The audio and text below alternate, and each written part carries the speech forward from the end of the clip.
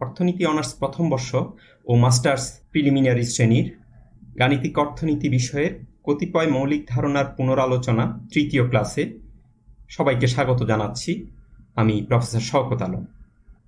যারা ইতোমধ্যে আমার ক্লাসগুলো করেছ তাদেরকে বলতে চাই, তোমরা ক্লাসগুলো ধারাবাহিকভাবে অনুসরণ করবে। একই সাথে তোমাদের সহপাঠীদের সাথে বিষয়গুলো শেয়ার করবে, বন্ধুবান্ধবদের জানাবে, যাতে করে তারা ওই ক্লাসগুলো করতে পারে। কারো কারো ক্ষেত্রে কিছু সীমাবদ্ধতা থাকতে পারে, আবার অনেকেরই সুযোগ রয়েছে। তাই যে সময় চলে যাচ্ছে তাকে কাজে লাগাতে হবে। আমাদের মনে রাখতে হবে, সময় একবার চলে গেলে তাকে ফিরে পাওয়া যায় না। তাই আমরা চেষ্টা করব সময়টাকে কাজে লাগাতে।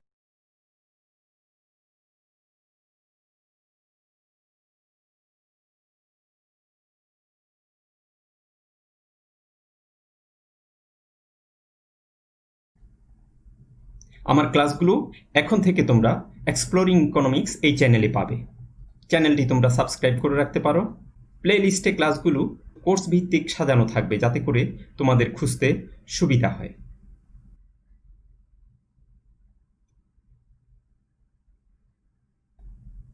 আজকের ক্লাসে মূলত বীজগণিতে ব্যবহৃত কিছু অ্যালজাব্রিক ভোকাবুলারি নিয়ে আলোচনা করা হবে, যেমন বীজগাণিতীয় রাশি বা অ্যালজাব্রিক এক্সপ্রেশন, পদ বা টার্ম, উৎপাদক বা ফ্যাক্টরস, সূচক বা এক্সপোনেন্ট, বহুপদী বা পলিনোমিয়ালস।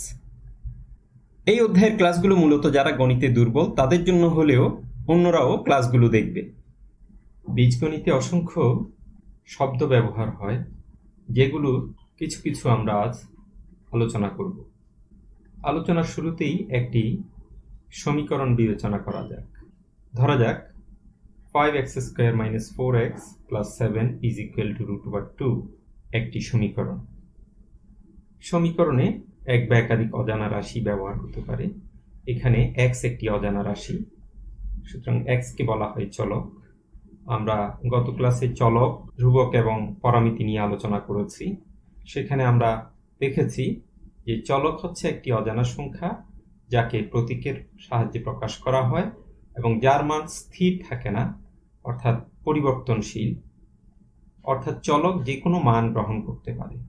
7 এবং √2 দুটি স্থির সংখ্যা, এগুলো চলকের বিপরীত। যাদের মান স্থির থাকে বা পরিবর্তন হয় না তাদেরকে ধ্রুবক বলা হয়। 5 এবং 4 x² এবং x এর সহগ। এছাড়াও সমীকরণে আরও কিছু বিষয় রয়েছে, যেমন পদ, অ্যালজাব্রিক এক্সপ্রেশন বা বীজগাণিতিক রাশি। সমীকরণে এগুলো ছাড়াও আরও অনেকগুলো জিনিস আজ আমরা আলোচনা করব। আমরা একে একে এগুলো বোঝার চেষ্টা করব। প্রথমেই আমরা আলোচনা করব পদ বা টার্ম কাকে বলে। আমরা আমাদের সমীকরণ দিয়েই শুরু করি। সমীকরণের সমান চিহ্নের বাম পাশে একটি অংশ এবং ডান পাশে অন্য একটি অংশ রয়েছে, যাদেরকে বলা হয় বীজগাণিতিক রাশি বা এক্সপ্রেশনস। 5x² - 4x + 7 এই অ্যালজাব্রিক এক্সপ্রেশনে তিনটি পদ রয়েছে। একটি হচ্ছে 5x², এরপর রয়েছে দ্বিতীয় পদ -4x এবং তৃতীয় পদ 7। অন্যদিকে অন্য এক্সপ্রেশনে একটি মাত্র পদ, সেটি হলো √2। এখন দেখা যাক এর সংজ্ঞাতে কি বলা হয়েছে। বীজগাণিতীয় রাশির যে অংশ যোগ বা বিয়োগ চিহ্ন দ্বারা সংযুক্ত থাকে, এদের প্রত্যেকটিকে ওই রাশির পদ বলা হয়। অন্যভাবে পদকে এভাবে সংজ্ঞায়িত করা যায়: বীজগাণিতীয় রাশিতে ব্যবহৃত সংখ্যা, চলক এবং অথবা এদের গুণফল হলো পদ। পদ একটি সংখ্যা হতে পারে, যেমন 7 বা √2। একটি চলক হতে পারে, যেমন x বা y। আবার চলক এবং ধ্রুবক বা সংখ্যার গুণফল আকারে থাকতে পারে, যেমন -4x অথবা 5x²। সুতরাং এগুলো প্রতিটি এক একটি পদ। এবার আসা যাক বীজগাণিতীয় রাশি বা অ্যালজাব্রিক এক্সপ্রেশন কাকে বলে। প্রক্রিয়া চিহ্ন ও সংখ্যাসূচক প্রতীকের অর্থবোধক সংযোগ বা বিন্যাসকে বীজগাণিতীয় রাশি বলা হয়। প্রক্রিয়া চিহ্ন হলো প্লাস, মাইনাস, মাল্টিপ্লিকেশন, ডট, যেটা মাল্টিপ্লিকেশনের পরিবর্তে ব্যবহার করা হয়, এবং ডিভিশন। প্রতীক হতে পারে যেমন a, বি সি অথবা এক্স ওয়াই জেড ইত্যাদি। সুতরাং প্রক্রিয়া চিহ্ন এবং সংখ্যাসূচক প্রতীকের অর্থবোধক সংযোগ বা বিন্যাসকে বীজগাণিতীয় রাশি বলা হয়।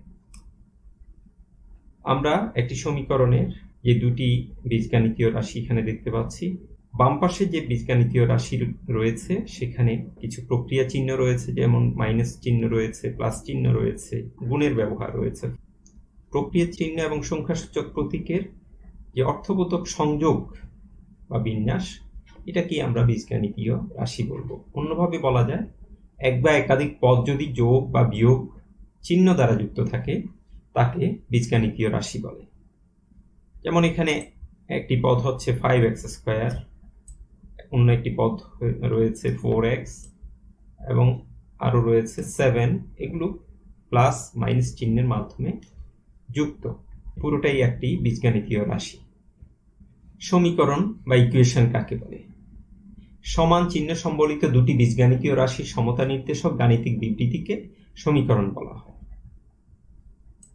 সুতরাং সমীকরণে থাকতে হবে একটি সমান চিহ্ন, সমান চিহ্নের দুই পাশে দুটি বীজগাণিতীয় রাশি যারা পরস্পর সমান। এই বিবৃতিটাই একটি সমীকরণের মাধ্যমে প্রকাশিত হয়। উৎপাদক বা ফ্যাক্টর কাকে বলে? একটি বীজগাণিতীয় রাশি এখানে দেয়া আছে 5x² - 4x + 7। 5x² এই পদটিতে মোট কয়টি উৎপাদক বা ফ্যাক্টর রয়েছে? এতে মোট 3টি ফ্যাক্টর রয়েছে। এই ফ্যাক্টরগুলো হলো 5 × x × x। সুতরাং 5 একটি ফ্যাক্টর, x একটি ফ্যাক্টর, অন্য আরেকটি x একটি ফ্যাক্টর।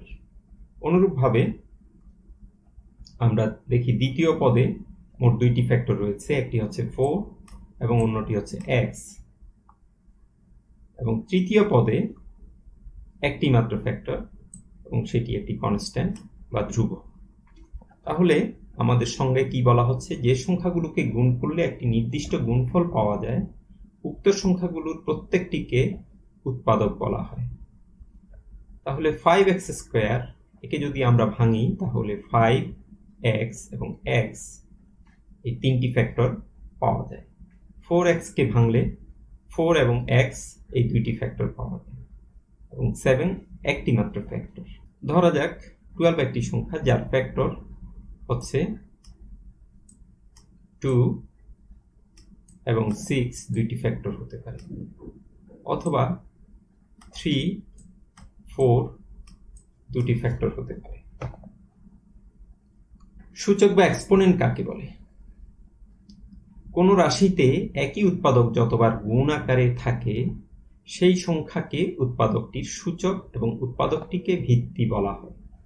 ধরা যাক x⁴n একটি বীজগাণিতিক রাশি। এখানে x হচ্ছে চলক যাকে বলা হচ্ছে ভিত্তি বা বেস,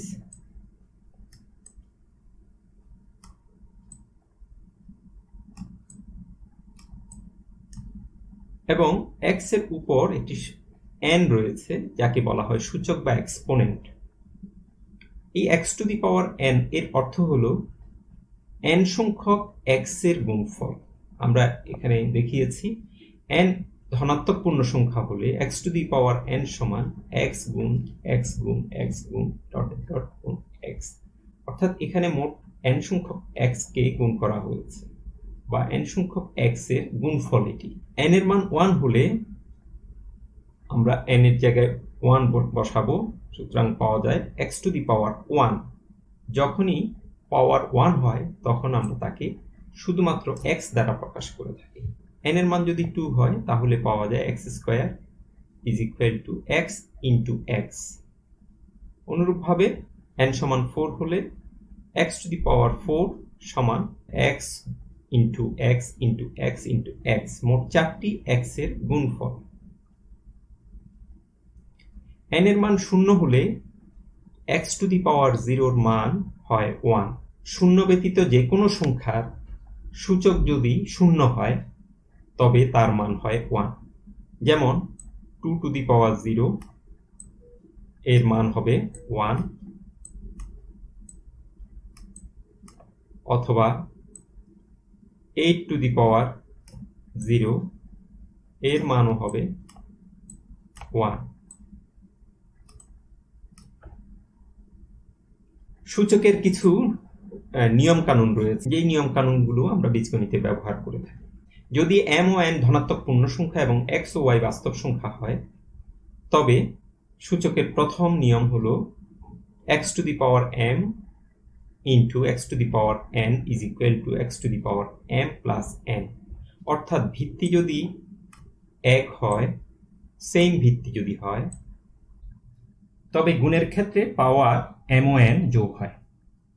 একটি উদাহরণ দেওয়া হয়েছে x square into x cube is equal two, তাহলে হবে এই পাওয়ারগুলো আমরা যোগ করেছি 2 প্লাস 3 অর্থাৎ x টু দি পাওয়ার 5 পাওয়া যাবে।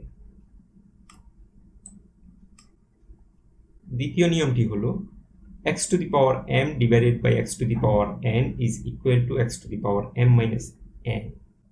অর্থাৎ ভিত্তি এক হলে ভাগের ক্ষেত্রে পাওয়ার বিয়োগ হয়, উপরের পাওয়ার থেকে নিচের পাওয়ারটি বিয়োগ হয়, তাই এখানে m মাইনাস n হবে। x to the power 5 divided by x to the power 2 সমান হবে x to the power 5 minus 2 অর্থাৎ x cube.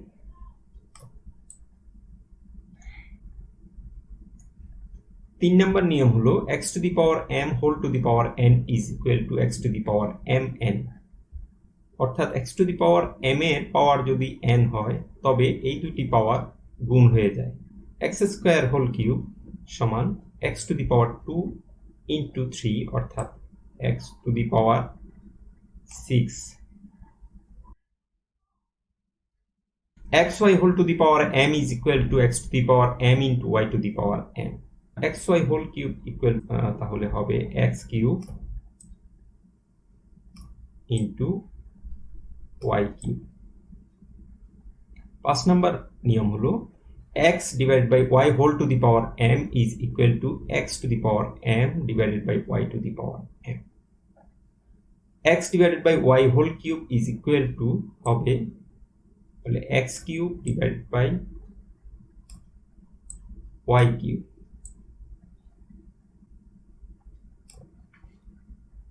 6 number rule 1 by x to the power n is equal to x to the power minus n। অর্থাৎ একটা ভগ্নাংশের নিচে যদি x to the power n থাকে, তবে এই পাওয়ার n টি উপরে যাওয়ার পর মাইনাস হয়ে যায়। তাহলে 1 by x to the power 5 এটি হয়ে যাবে x to the power minus 5।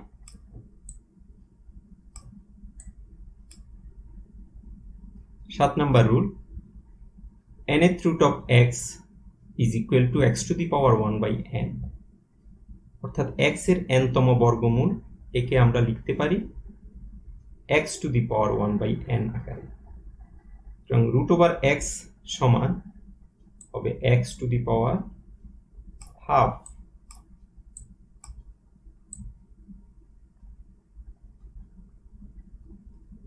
nth root of x to the power m is equal to x to the power m by n। Cubic root of x square একে লেখা যায় x to the power 2 divided by 3। এই নিয়মগুলো আমাদের মুখস্থ রাখতে হবে। বহুপদী বা পলিনোমিয়ালস বলতে কি বোঝায়? 5x স্কোয়ার একটি বীজগাণিতিক রাশি, এতে x একটি চলক এবং 5 হচ্ছে তার সহগ। x এর পাওয়ার 2 একটি ধনাত্মক পূর্ণ সংখ্যা বা অঋণাত্মক পূর্ণ সংখ্যা। যদি একটি বীজগাণিতিক রাশিতে সহগ একটি বাস্তব সংখ্যা হয় এবং চলকের পাওয়ার যদি অঋণাত্মক পূর্ণ সংখ্যা হয়, তবে এই ধরনের পদকে বা এই ধরনের পদের যোগফলকে বহুপদী বা পলিনোমিয়ালস বলা হয়। আমরা সংজ্ঞাটি একটু পড়ে দেখি। যে বীজগাণিতীয় রাশি এক বা একাধিক পদের যোগফল, যেখানে এক বা একাধিক চলকের কেবলমাত্র অঋণাত্মক পূর্ণসাংখ্যিক ঘাত ও কোনো বাস্তব সংখ্যা ধ্রুবকের গুণফল হলো বিভিন্ন পদ, তাকে বহুপদী বলা হয়। যখন কোনো বীজগাণিতিক রাশিতে একটি মাত্র পদ থাকে তাকে একপদী বা মনোমিয়ালস বলা হয়। এখানে মনোমিয়ালসের বেশ কিছু উদাহরণ দেওয়া হয়েছে, যেমন √3, x, 5x3, 0.25x²y, 20ab। এদের প্রতিটি হচ্ছে একটি মাত্র পদ বা মনোমিয়াল। যেমন √3 x⁻0 আকারে এর সাথে একটি চলক রয়েছে বিবেচনা করা যায়, তাহলে √3 হচ্ছে প্রকৃতপক্ষে √3 ইন্টু x⁻0। সুতরাং √3 যেটি একটি বাস্তব সংখ্যা এবং চলকের ঘাত বা মাত্রা সেটি একটি অঋণাত্মক সংখ্যা 0। x এর ক্ষেত্রে সহগ হচ্ছে 1 এবং তার পাওয়ার হচ্ছে 1, সুতরাং এটিও একটি একপদী। অনুরূপভাবে এখানে যেমন 0.25 সহগ একটি বাস্তব সংখ্যা এবং এখানে দুটি চলক রয়েছে, একটি x একটি y। x এর ঘাত হচ্ছে 2, y এর ঘাত হচ্ছে 1। এখানে 20 ইন্টু a এবং b দুটি প্রতীক রয়েছে, a ও b প্রতীকের পাওয়ার হচ্ছে 1 করে। সুতরাং এগুলো প্রতিটি হচ্ছে একপদী বা মনোমিয়ালস। এবার আমরা দেখব দ্বিপদী বা বাইনোমিয়ালস এর কিছু উদাহরণ। দ্বিপদী বা বাইনোমিয়ালস বলতে আমরা বুঝি কোনো বীজগাণিতিক রাশিমালায় যদি দুটি পদ থাকে তবে তাকে দ্বিপদী বা বাইনোমিয়ালস বলা হয়। যেমন 3x + 5 একটি বাইনোমিয়াল, x⁵ - 4xy একটি বাইনোমিয়াল এবং ax² + by³ আরেকটি বাইনোমিয়াল বা দ্বিপদী। এখানে আমরা প্রথম দ্বিপদীতে 3x একটি পদ এবং 5 একটি পদ দেখতে পাচ্ছি। এখানে x⁵ একটি পদ, -4xy অন্য আরেকটি পদ, ax² একটি পদ এবং by³ অন্য একটি পদ। ত্রিপদী বা ট্রাইনোমিয়ালস, যে বীজগাণিতিক রাশিতে মোট 3টি পদ থাকে তাকে ত্রিপদী বা ট্রাইনোমিয়ালস বলা হয়। যেমন 5x² - 4x + 7 এতে 3টি পদ হলো 5x² একটি পদ, -4x একটি পদ, 7 একটি পদ, সুতরাং এটি একটি ত্রিপদী। অনুরূপভাবে 9x + 7y - 3z একটি ত্রিপদী বা ট্রাইনোমিয়ালস। বহুপদী হচ্ছে এখানে অধিক সংখ্যক পদ নিয়ে বহুপদী গঠিত। ax⁴ + bx³ + cx² - dx - 8 একটি বহুপদীর উদাহরণ। এই বহুপদীতে যে পদগুলো রয়েছে সেগুলো হচ্ছে ax⁴, bx³ cx² - dx এবং -8। এখন আমরা কিছু বহুপদী নয় এই ধরনের উদাহরণ দেখব। প্রথমেই 1/x, এটি কোনো বহুপদী নয়, কারণ একে আমরা লিখতে পারি সূচকের নিয়ম অনুসারে x⁻⁻1, অর্থাৎ x এর পাওয়ার এখানে -1। এটি একটি ঋণাত্মক পূর্ণ সংখ্যা, সুতরাং এটি বহুপদী নয়, কারণ বহুপদীতে কোনো চলকের ঘাত বা মাত্রা হয় অঋণাত্মক পূর্ণ সংখ্যা। দ্বিতীয় উদাহরণে রয়েছে √x² - 2।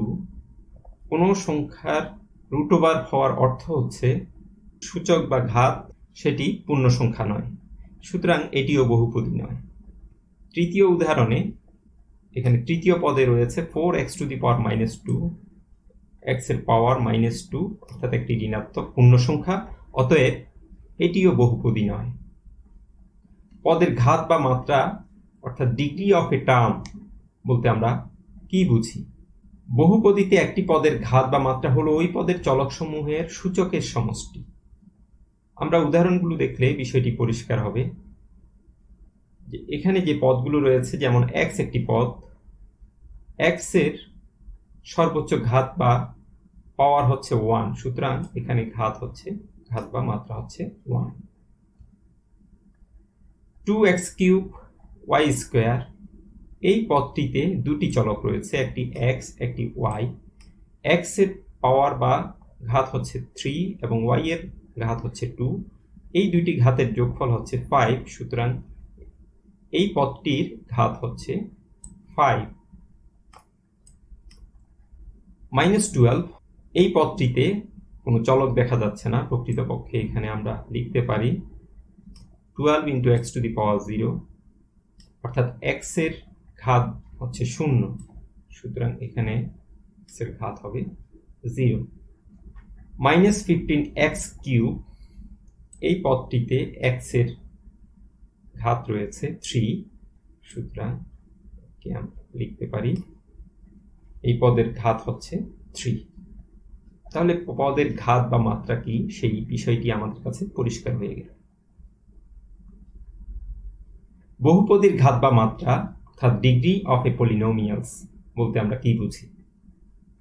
কোনো বীজগাণিতীয় রাশির অন্তর্ভুক্ত পদসমূহের মধ্যে যে পদের ঘাত বা মাত্রা সর্বোচ্চ, উক্ত পদের ঘাতকে বহুপদীর ঘাত বলা হয়। আমরা এক উদাহরণ দেখি। এখানে কিছু বহুপদী দেয়া হয়েছে। প্রথম যে উদাহরণটি দেওয়া হয়েছে সেটি হচ্ছে 5x² - 4x + 7।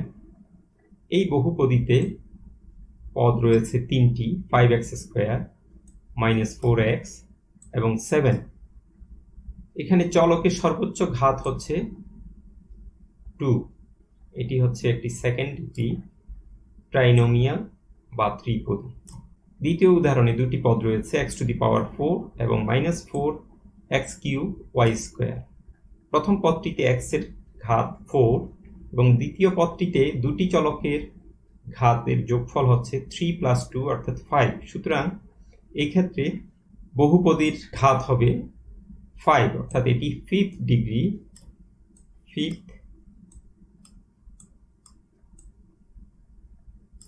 Degree binomial.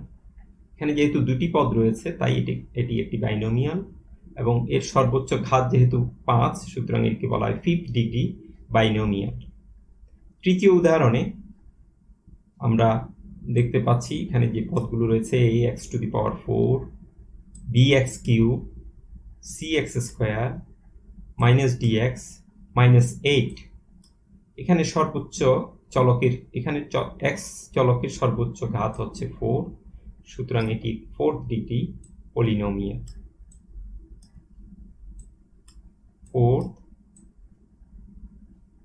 Polynomial.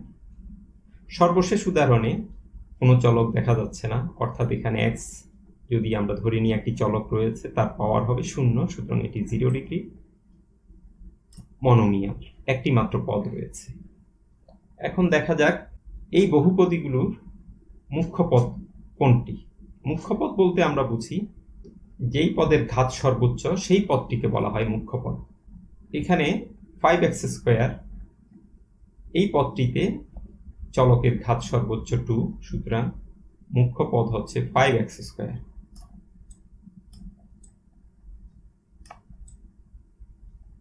এবং মুখ্য সহগ হবে, মুখ্য পদের যে সহগ থাকে তাকে বলা হয় মুখ্য সহগ।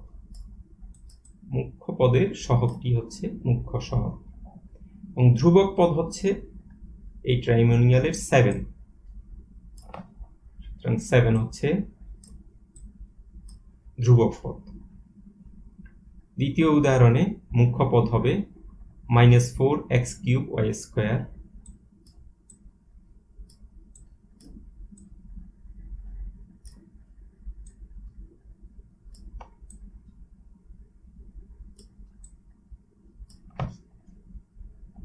মুখ্য সহগ হবে -4 এবং ধ্রুবক পদ নেই। তৃতীয় উদাহরণে সর্বোচ্চ ঘাত রয়েছে চলকের প্রথম পদে, সুতরাং মুখ্য পদ হবে ax⁴, মুখ্য সহগ হলো a, এই ক্ষেত্রে ধ্রুবক পদ মাইনাস 8। এখানে মুখ্য পদ একটি মাত্র পদ, সুতরাং এটি মুখ্য পদ 7 এবং এটি পদ 7। এখানে কোনো চলক নেই, সুতরাং আমরা আর মুখ্য সহগ এক্ষেত্রে লিখছি না। এবার আমরা আলোচনা করব সদৃশ ও বিসদৃশ পদ, like terms and unlike terms বলতে কি বুঝি। এক বা একাধিক বীজগাণিতীয় রাশির অন্তর্ভুক্ত যেসব পদের মধ্যে শুধুমাত্র সাংখ্যিক সহগে পার্থক্য রয়েছে তাদের সদৃশ পদ বলা হয়। অন্যভাবে বলা যায়, এক বা একাধিক বীজগাণিতীয় রাশির অন্তর্ভুক্ত যেসব পদের প্রতীক এবং প্রতীকের ঘাত একই তাদের সদৃশ পদ বলা হয়। আবার এক বা একাধিক বীজগাণিতীয় রাশির অন্তর্ভুক্ত যেসব পদের প্রতীক বা প্রতীকের ঘাত ভিন্ন তাদেরকে বিসদৃশ পদ বলা হয়। আমরা উদাহরণ দিয়ে সদৃশ পদ এবং বিসদৃশ পদ অর্থাৎ like terms and unlike terms এগুলো বুঝাবো। এখানে কিছু সদৃশ পদের উদাহরণ দেওয়া হয়েছে এবং কিছু বিসদৃশ পদের উদাহরণ দেওয়া হয়েছে। প্রথমেই আমরা সদৃশ পদগুলো একটু দেখি। প্রথম উদাহরণে x, 3x এবং -7x তিনটি সদৃশ পদ, কারণ এই তিনটি পদের ক্ষেত্রে সহগ ব্যতীত অন্য কোনো পার্থক্য নেই। অর্থাৎ এখানে সহগ হচ্ছে 1, 3x এর সহগ 3, -7x এর সহগ -7 এবং তিন ক্ষেত্রেই একটি মাত্র চলক x রয়েছে, সুতরাং এই তিনটি সদৃশ পদ। দ্বিতীয় উদাহরণে তিনটি পদ দেয়া হয়েছে, -15x², 2x² এবং 0.5x²। এক্ষেত্রেও তিনটি সহগের মধ্যে শুধুমাত্র ভিন্নতা রয়েছে, অর্থাৎ -15, 2 এবং 0.5 এরা প্রত্যেকেই হচ্ছে x² এর সহগ, সুতরাং এই তিনটি পদ সদৃশ পদ। তৃতীয় উদাহরণে দেয়া হয়েছে xy² -2xy² এবং 5xy²। এক্ষেত্রেও তিনটি সহগ ব্যতীত অন্য কোনো পার্থক্য নেই। এখানে সহগ হচ্ছে 1, এখানে সহগ হচ্ছে -2 এবং সর্বশেষে সহগ হচ্ছে 5।